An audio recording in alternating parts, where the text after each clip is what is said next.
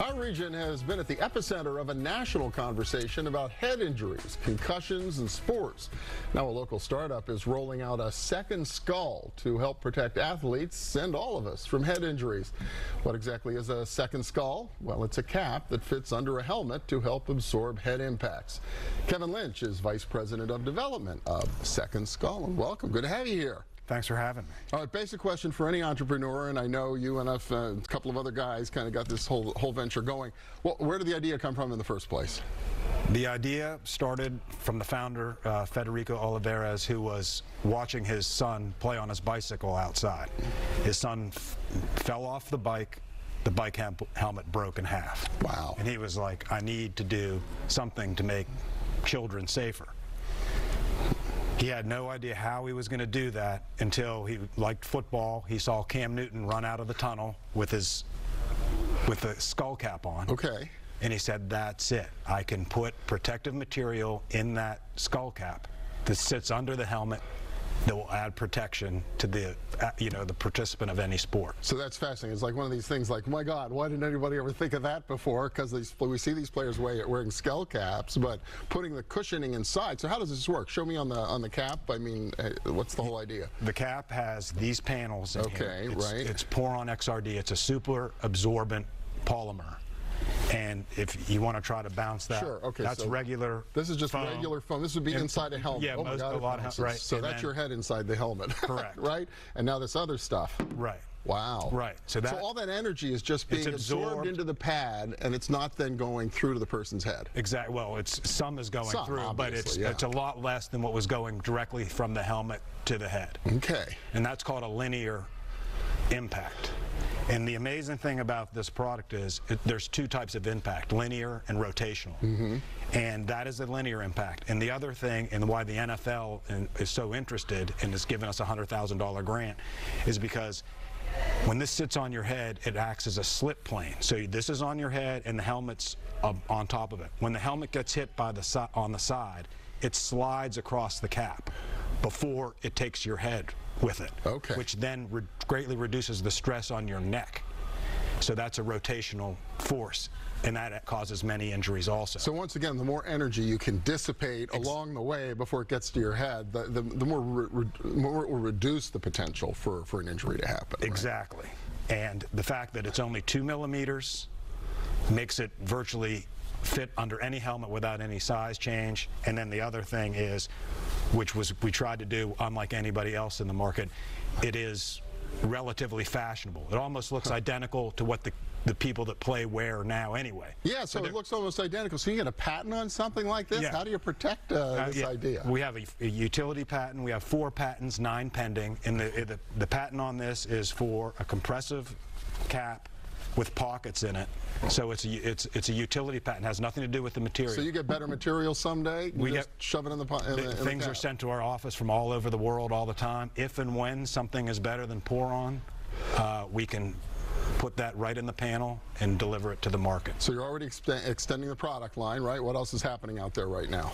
We have a couple of things. We have a headband for non-helmeted sports, female sports, soccer, men's soccer, basketball, and we actually have just inked a deal with a major international soccer federation to take this, our IP, and design a headband specifically for soccer in that country.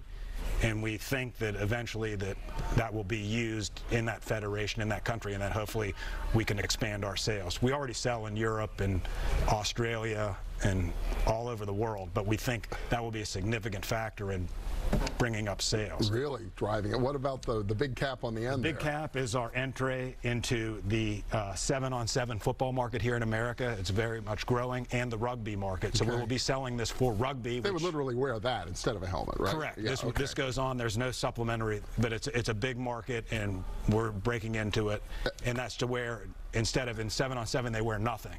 Okay. So there's a push to do something. Helmets are almost too strong because there's no other padding, so they're trying to find something to gap that. And there you guys are. So you must have an army of people at your company working on all of this. Yeah, there's 4 of us. Really? Yeah, and we're every day taking on all different roles meeting people from all over the world. It's very exciting. But it's all virtual then, right? You have somebody manufactures for you, somebody makes materials for you. You can do that nowadays. We can, yeah, and we have partners here like Dick's. We sell in Dick's, and they've been great partners locally. They started with us, and this is, you may find interesting, this is a puck from a company in Seattle called Athlete Intelligence, and basically what that does is it measures how hard you got hit, where you got hit, and when you got hit in real time, and they can deliver it to an app in the cell phone so that you can manage how somebody's playing, and if they're hit too hard, an alert goes off on your phone.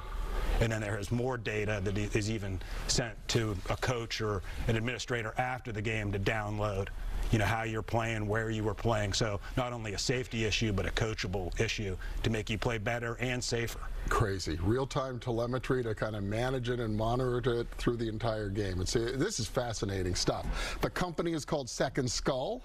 Kevin Lynch, congratulations. Really exciting, and even more to see it happening right here in our region. Well, thanks for having us. Thanks so much. Appreciate it. Next up, the Pittsburgh International Auto Show rolls into town. We'll take a peek under the hood. Stay with us.